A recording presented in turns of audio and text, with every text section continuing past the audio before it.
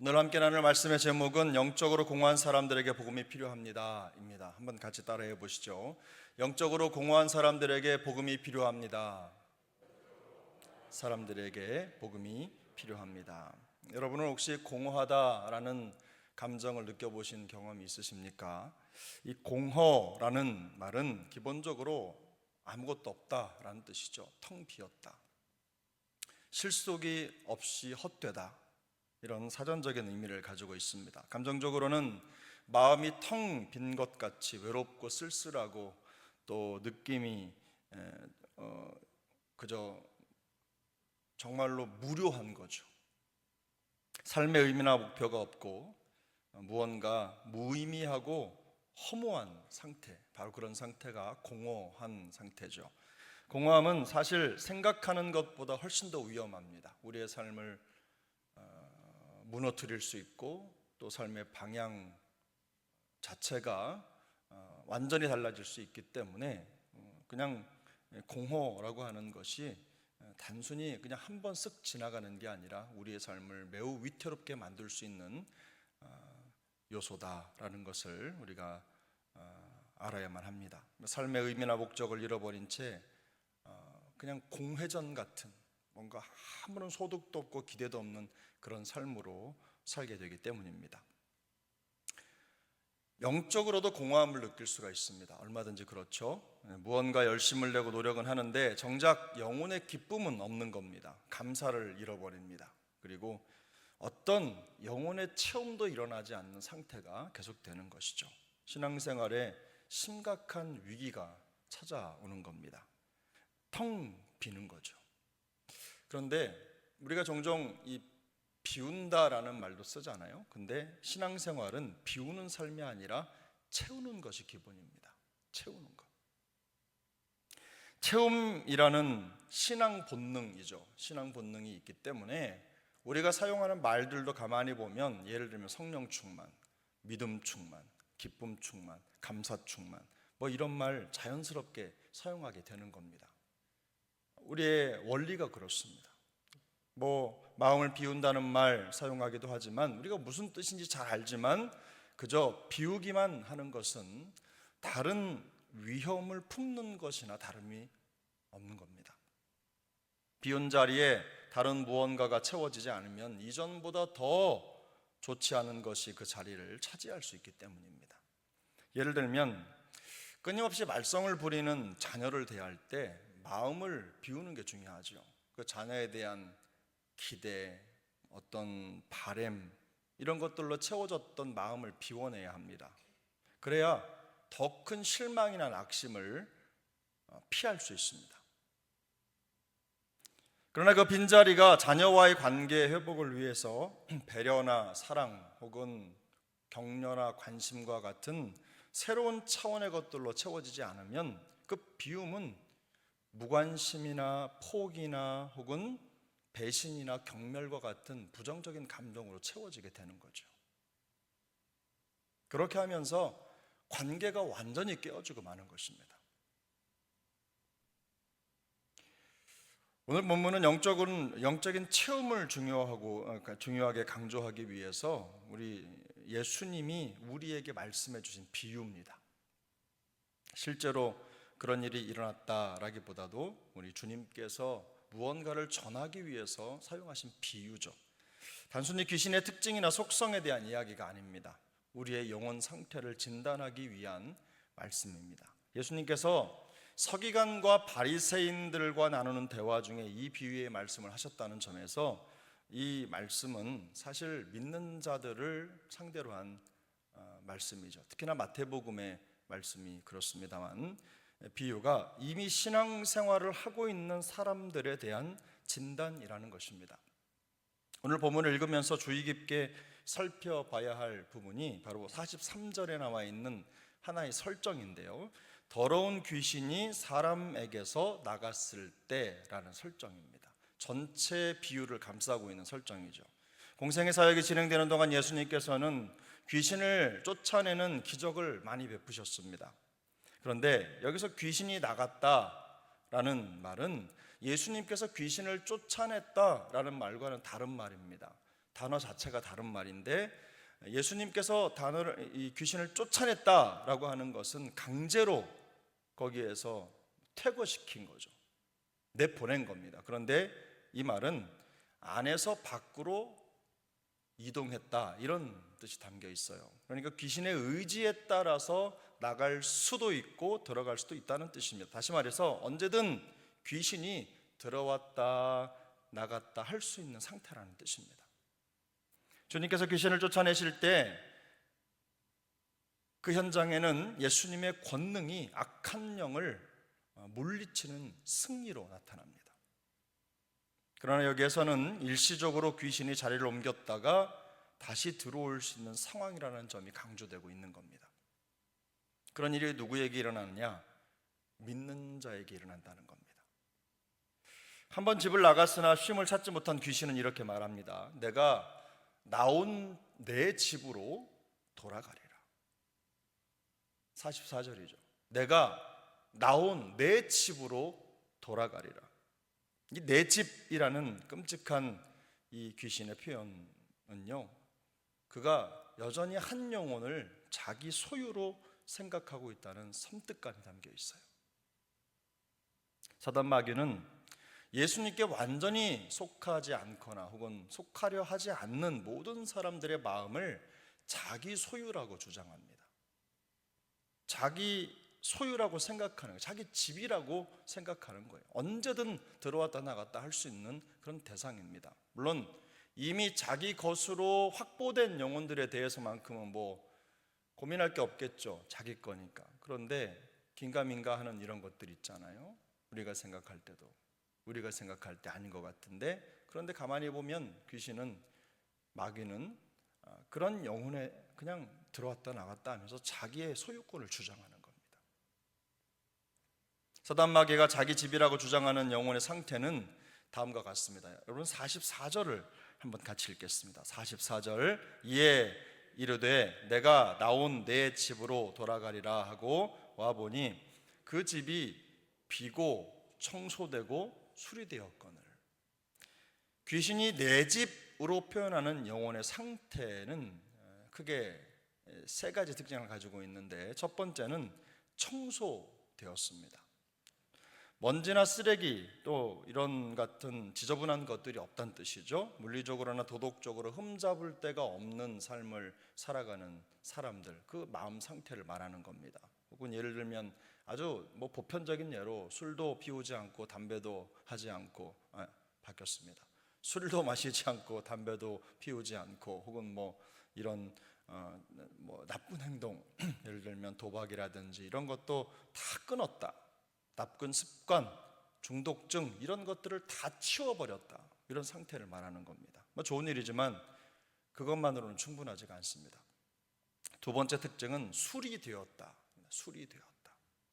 이 수리되었다라는 말은요, 우리 권사님, 집사님들 화장품 있죠. 화장품. 이 화장품이라는 말이 나온 어원입니다. 이 수리라는 말이. 다시 말해서 그 집이 청소되고 수리되었다는 것은 제법 그럴듯하게 그 집이 치장되었다는 뜻입니다. 뭔가로 덮였다는 말이죠. 아름답게 보이도록 뭔가 이렇게 착 이렇게 위치도 하고 벽지도 붙이고 그림도 그려놓고 했다는 말이에요. 근데 이걸 왜 여기에서 말씀을 하셨느냐? 유대인들의 삶을 조명하면서 이 말씀을 하신 겁니다. 유대인들은 하루에 3번 반드시 기도했습니다. 11조를 드렸습니다. 구제도 정기적으로 실행합니다. 일주일에 2번은 반드시 금식했습니다. 이런 행위를 그들은 의라고 생각했어요. 근데 예수님이 보실 때 이건 그들에게 있어서는 치장하는 화장품 같은 거라는 거예요. 자기를 가리는 거라는 거죠. 놀랍게도 이 바리새인들은 이런 종교적인 행동을 의라고 생각했어요. 자기 의라고 생각한 거죠. 그리고 세 번째, 그 집은 비었습니다. 비었다라는 말은 공허하다라는 뜻이죠. 아무것도 없다는 뜻입니다. 잘 청소되었고 수리되었지만 그 집은 텅텅 비었습니다. 아무도 살지 않는 집이라는 뜻입니다. 모든 것을 다 준비해 놓은 것 같지만 정작 진정한 영혼의 주인이시며 그곳에 거주하셔야 할 성령을 모셔드리지 않은 것입니다. 그 집이 청소되었고 수리되었으며 비어있다는 것은 좋은 것일 수 있죠. 깨끗하고 예쁘고 잘 장식된 집이 나쁜 집은 아니기 때문입니다.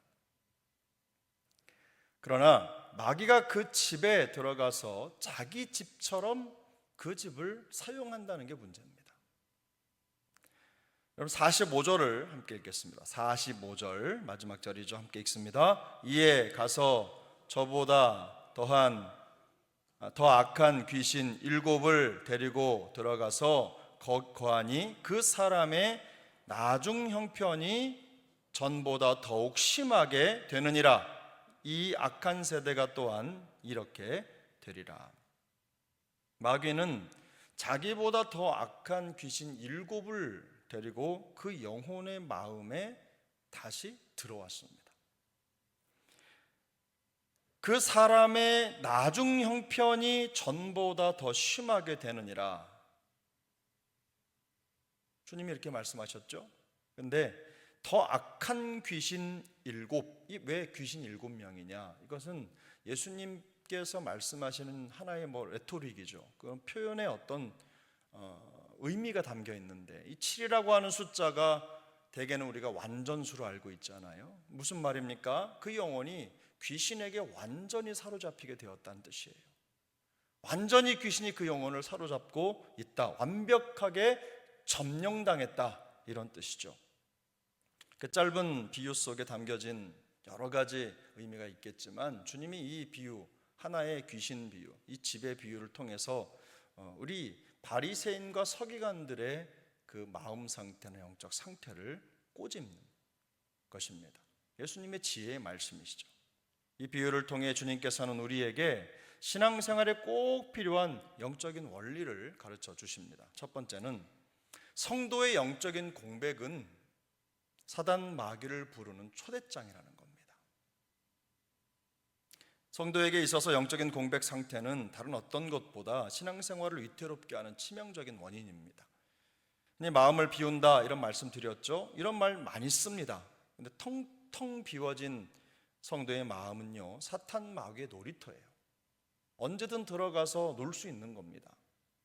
마치 아무 일도 일어나지 않고 아무런 영향도 받지 않는 진공 상태와 같은 마음은 깨끗하거나 혹은 중립된 공간이 아니에요.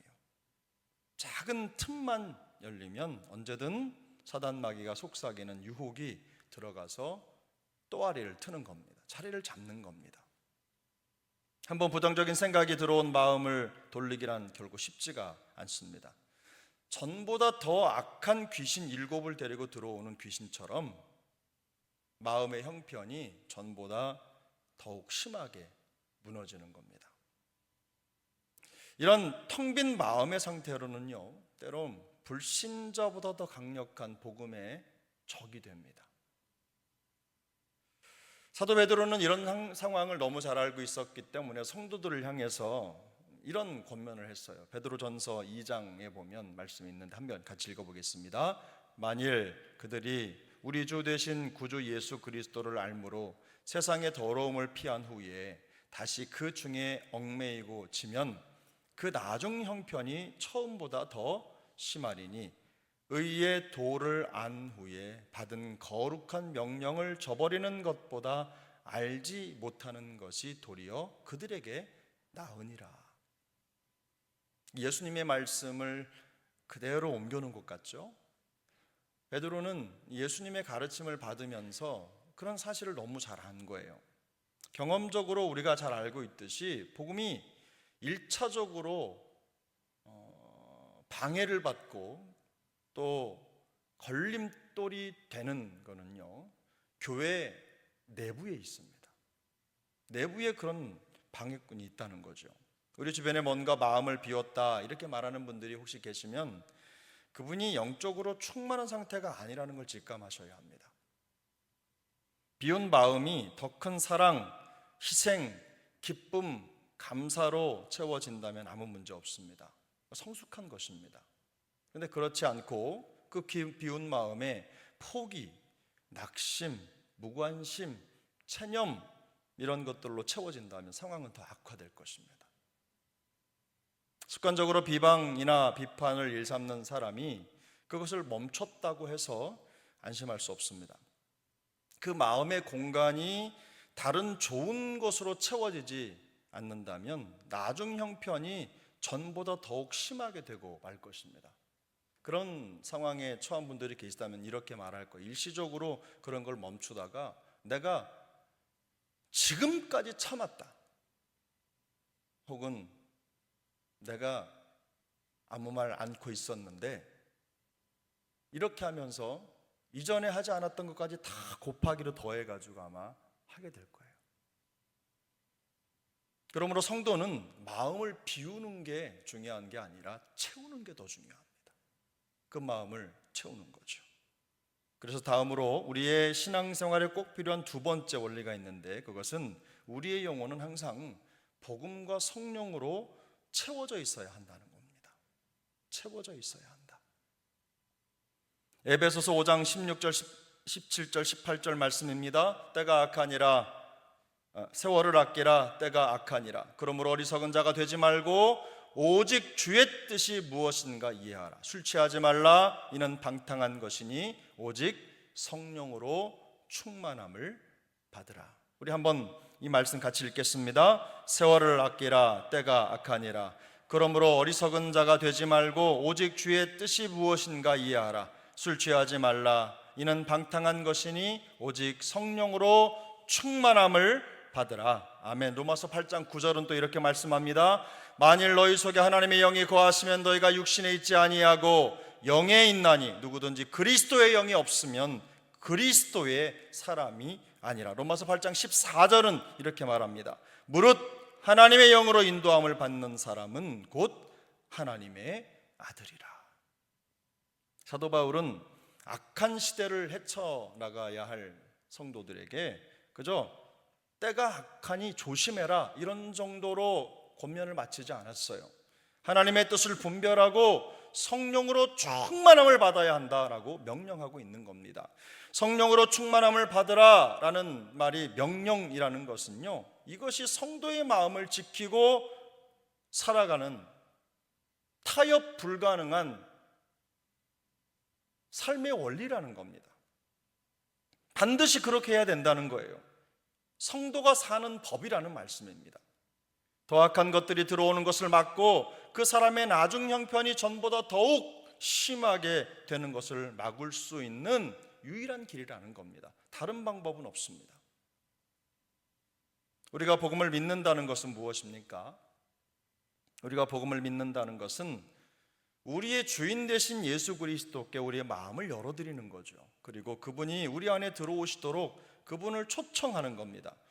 무슨 말입니까? 우리의 마음이 그리스도로 채워진다는 거죠. 요한계시록 3장 20절은 말씀합니다. 볼지어다 내가 문 밖에 서서 두드리노니 누구든지 내 음성을 듣고 문을 열면 내가 그에게로 들어가 그와 더불어 먹고 그는 나와 더불어 먹으리라. 무슨 말입니까? 우리 안에 예수님을 초청해 드리면 그분으로 가득 채워진다는 거예요. 이것이 복음의 핵심입니다. 주님께서 우리 안에 들어와 더불어 먹으신다는 것은 우리가 더 이상 그리스도 없이 살 수 없다는 뜻이죠. 그분이 우리 안에 전부라는 뜻입니다. 우리 안에 들어오셔서 우리와 한 몸이 되신 성령께서 우리 안에 충만히 거하실 때 우리의 영혼이 비로소 만족함을 누리게 된다는 겁니다. 영혼의 만족은 그때 이루어진다는 거예요. 그러므로 성령의 인치심을 받은 성도라면 성령 충만에 대한 갈망이 일어날 수밖에 없는 거죠. 느낄 수밖에 없어요. 사슴이 시냇물을 찾기에 갈급한 것처럼 복음과 성령의 능력에 대한 갈증은 성령을 마음에 모신 성도라면 너무나 자연스러운 반응인 겁니다. 몸이 고되고 힘들지만 가야만 하는, 충만을 위해서 내가 하나님 앞에 서야만 하는 그런 당연한 원리라는 거예요. 비움이 아니라 채움이 성도가 생명을 유지하는 생명 유지 방법이라는 겁니다. 악한 영들의 유혹을 막아내는 안전장치, 그게 무엇입니까? 바로 충만입니다. 충만.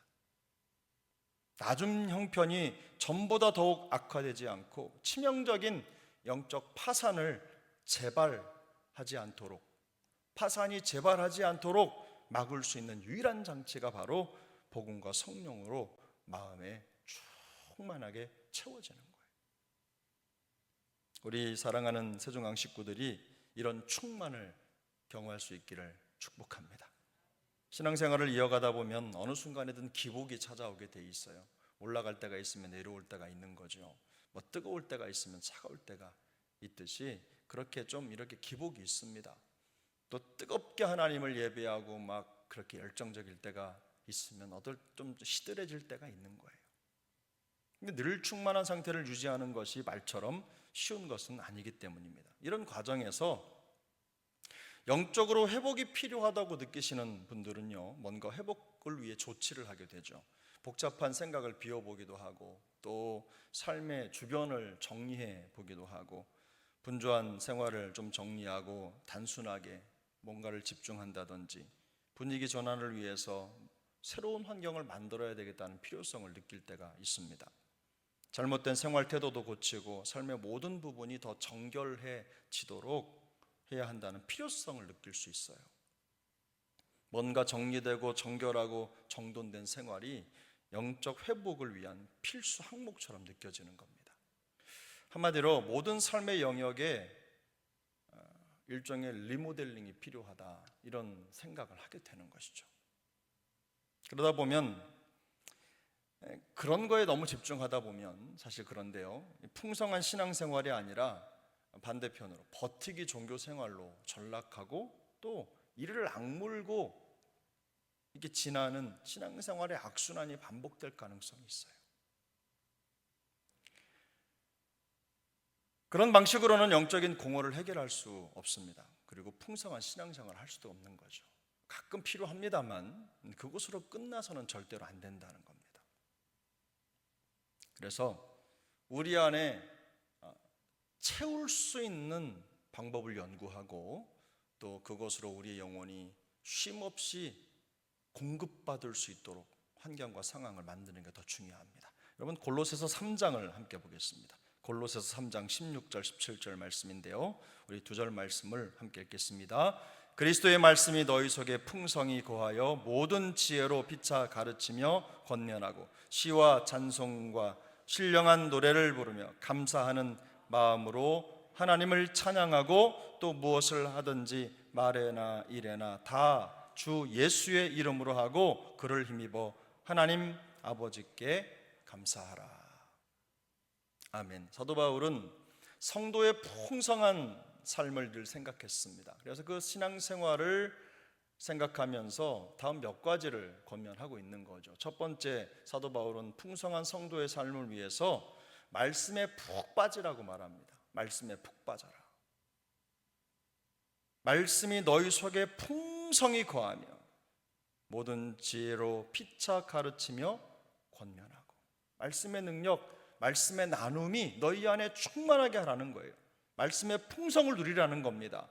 말씀의 능력, 그리스도의 말씀, 그것이 바로 복음이죠. 복음으로 충만해지라는 거예요. 우리를 풍성한 삶으로 인도하고 신앙을 반석 위에 세우는 첩경이기 때문입니다. 두 번째는 무엇입니까? 마음을 들여서 예배하라는 겁니다. 예배에는 여러 요소가 있죠. 찬양도 있고 기도도 있고 또 하나님 앞에 마음을 쏟는 헌신과 충성도 있어요. 찬양도 즐겨 부르고 또 하나님 앞에 기도하는 것도 즐겨 하라는 겁니다. 의도적으로 의지적으로 그렇게 하라는 거예요. 때가 되면 반복되는 예배를 관성적으로 드리는 게 아니라 매번 마음을 다해 준비한 예배가 되도록 사소한 것들까지 잘 챙겨서 예배하는 습관을 가져보라는 거예요. 전심으로 하나님을 예배해 보라는 거예요. 신경을 더 많이 쓰라는 겁니다. 세 번째는 무엇입니까? 적극적으로 감사하는 거예요. 감사해라, 감사해라. 감사는 기도의 방법이죠. 예배의 방법입니다. 하나님이 받으실 만한 성도의 삶을 하나님 앞에 올려드리는 그릇과 같은 거예요.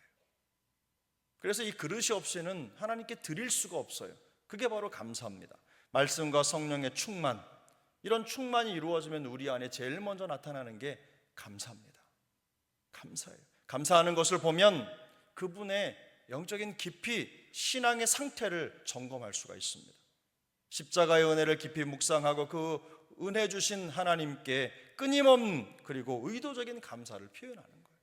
힘들어도 어려워도 그럴 수 없을 때에도 마음의 감사를 계속해서 열어놓는 것입니다. 마지막 네 번째로 항상 예수님이 곁에 계시도록 하는 겁니다. 바울은 이렇게 말했죠. 무엇을 하든지 말에나 이래나 다 주 예수의 이름으로 해라. 예수님이 곁에 계시지 않는다고 생각하니까 은혜 떨어지는 말이나 행동을 아무런 거리낌 없이 하는 겁니다. 내가 말하고 행동할 때 주님이 곁에 계시다는 생각을 하면 조심하고 또 조심하겠죠. 함부로 말하고 행동하지 않을 것입니다. 그래서 성도는 이 경계 상태가 잘 이루어져야 된다는 겁니다. 주님이 항상 내 곁에 계시고 나를 지키고 나를 보고 계신다. 이런 마음을 가져야 영적으로 소진되고 또 무너지는 걸 면할 수 있는 겁니다. 전도를 잘하려면 우리가 먼저 복음과 성령으로 충만해야 합니다. 그게 안 되면 어려운 거예요. 채워져 있으면 복음을 말하는 것이 어렵지 않습니다. 그런데 텅텅 비어 있으면 예수님 믿으세요, 이 말 한마디 하는 것도 그냥 천근만근 어려운 거예요. 높은 산을 오르는 것처럼 입이 떨어지질 않는 겁니다. 그러므로 우리 구주 예수 그리스도의 은혜로 날마다 우리가 충만해질 수 있기를 축복합니다. 충만의 길을 찾고 실천할 수 있기를 바랍니다. 매일 아침 하나님의 무궁한 인자와 긍휼을 의지하시기 바랍니다. 복음으로 채워진 몸과 마음으로 새로운 하루를 시작하는 축복된 삶의 주인공들 다 되시기를 예수님의 이름으로 축복합니다. 그렇게 해서 영적으로 공허한 사람들에게 풍성한 복음의 생명을 나누는 그 일에 우리가 주님 오시는 그날까지, 우리가 주님의 나라에 들어가는 그 순간까지 쓰임 받게 되기를 우리 구주 예수님 이름으로 축복합니다.